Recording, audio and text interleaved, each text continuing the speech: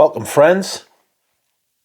Today, we are doing another fragrance rotation video for the week ending the 16th of March, 2025. Outrageous. That is right, my friends. Once again, I have returned to you, this time with another fragrance rotation video. How fun. This week has been cold, and my perfumes reflect this. It's been solidly cold this week, you know? It's not ideal. The equinox is on Friday coming, so hopefully it will start to warm up then. But until said time, I have the perfumes in my arsenal to keep me warm. And let us start Monday. On Monday I wore this. Dior Homme 2011. This is the black stem. My bottle is from 2015. This particular one, I have others, fear not. This is perfect for when it's a little bit chillier outside. To be fair, you can wear this in all weather, I think. Maybe except the blazing heat. But apart from that, this is a wonderful perfume. This is everything that it claims to be honest. It's the Dior man for the 21st century. A wonderful, wonderful smell. A little bit powdery, a little bit clean. Lots of lavender, iris, a little bit of chocolate, a little bit of leather. Fresh at the top, ambery. Gorgeous. Gorgeous. Back when Francois Demarchais still made good perfumes for Dior. Little did we think that it would actually get worse when he left, not better. Good God. I was talking to a sales associate who said that Kirk John has been terrible for them so far. And I was like, well, that was always a fear, you know. And it looks like it's come true. I was hopeful, but what this teaches us is not to get your hopes up, friends. Anyway, next up is another Dior. How many Diors are here? Just the two. And this is Eau Noire, something a little bit different, although it does have the same lavender. It does have the same lavender vibe, and it's very nice, and there are similarities in the lavender specifically between this 2011 Dior Homme and the first reformulation of Eau Noire, which this is. This, I'm certain I can get a tiny strawberry note in this, but there was always rumours that there was a strawberry note in it, but it's never been, like, that theory has never been, like, confirmed or advanced, you know? And I doubt myself all the time, but I'm pretty sure I get a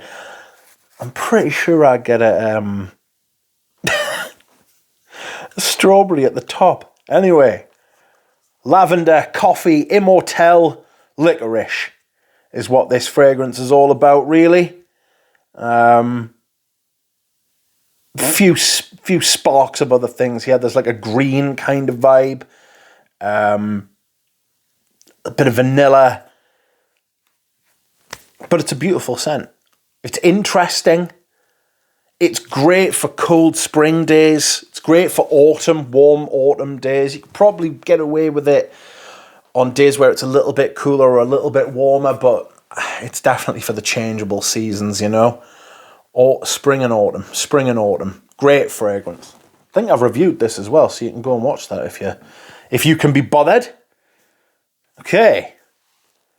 Next up we have a new fragrance to my collection. One of only 3 perfumes I've bought this year. Well, 2 really, because the other one I got was a backup. But this is Heely's Cardinal. I managed to find this was the only one I didn't have that I wanted. And I always try and go for a vintage of anything that I want. and the first thing I bumped into on eBay was a vintage bottle of Cardinal by Heely. Tremendous. What incredible success. How fortunate. This is a lovely ambery incense, slightly spicy fragrance. Again, a little bit like Eau Noire. There's a lot of myrrh in here. There's labdanum, lots of incense. There's apparently like a linen note, and it definitely has that kind of starchy whiteness. That starchy whiteness at the top. Very clever, very coherent, very good perfume. A little bit of ambergris or ambergris substitute. Patchouli, all those kind of dark, resinous, warm things in the base. It's a fabulous perfume. Again, an autumn and spring perfume.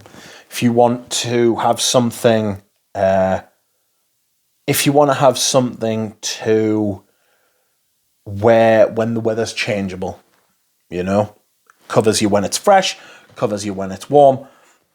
Brilliant perfume. Really enjoy this. And if I couldn't get the vintage, I always check for the vintage to see that if it's available.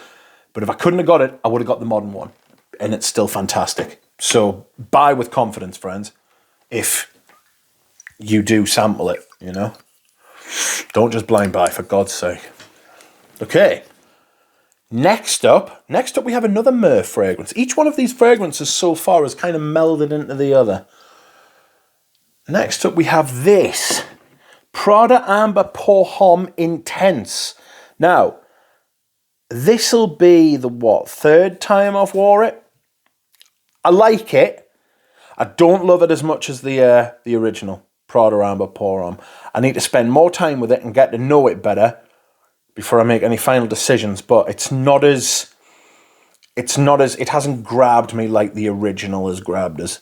I love myrrh and I love patchouli and vanilla. What else is on here? Bergamot, myrrh, patchouli, vanilla, all that good stuff.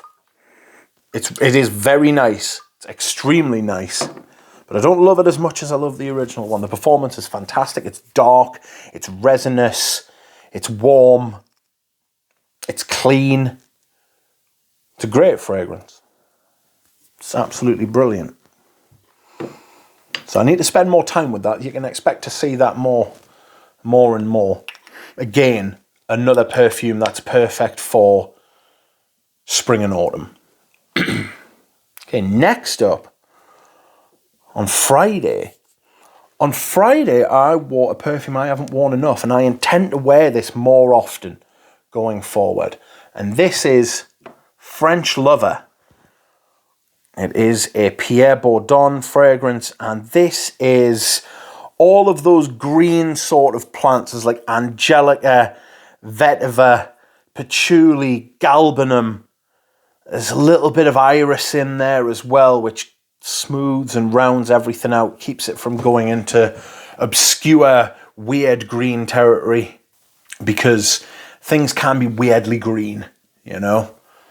This is balanced absolutely beautifully. The Angelica and the Galbanum give this kind of resinous green stickiness. It's dry as well, so like a dry resin. Oh, it's gorgeous. It's like you've been walking through some plants and their goo has got on you and then dried, you know.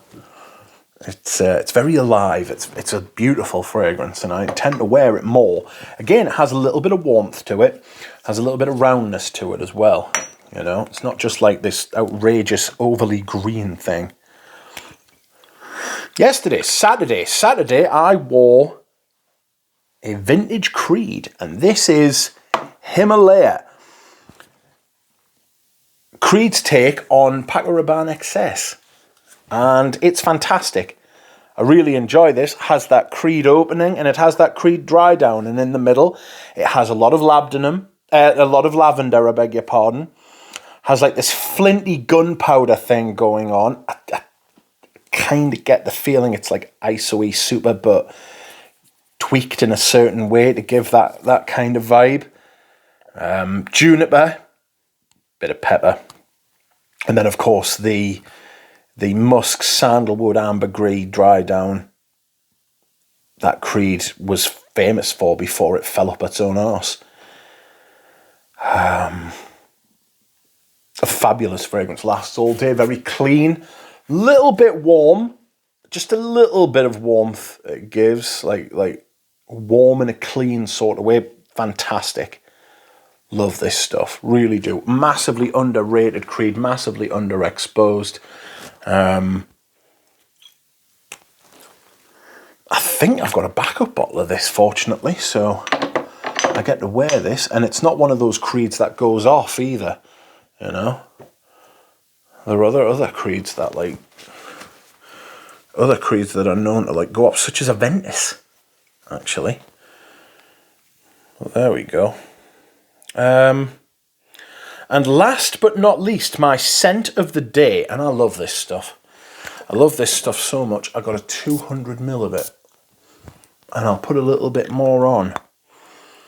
I don't know if I've reviewed this. If I haven't, I will. This is Vetiver Tonka by Hermes. Again, green, clean, simplistic, but also very complex. It's a genius perfume. To me, this is Jean-Claude Lehner at his best. This and Tour de Hermes are Jean-Claude Lehner at his best. This is Vetiver and Tonka and hazelnut. And there are other things obviously going on to make those notes more apparent and more crisp and more reliable and more interesting. But the fragrance, I've described this before as it smelling like the structure of the fragrance is like an H. So you've got the H there for Hermes, right? So on one side you've got Vetiver, on the other side you've got Tonka, and in the middle you've got the hazelnut, which joins the two together and keeps the structure in place. And it's phenomenal. It is an absolute feat of simplicity and genius, and yet the perfume doesn't smell simple. It smells fantastic, because all three of those notes, especially the Tonka and the Vetiver, can do all sorts on their own. You know? It's clean, it's green, it's fresh, it always smells good. The modern formulations are brilliant. It's signature scent through and through. If you wanted it, you can wear it when it's hot, you can wear it when it's cold. It's just an incredible perfume, and I love it. And that's it for this week's rotation, friends. I hope you've enjoyed it, and I will see you again soon. Bye.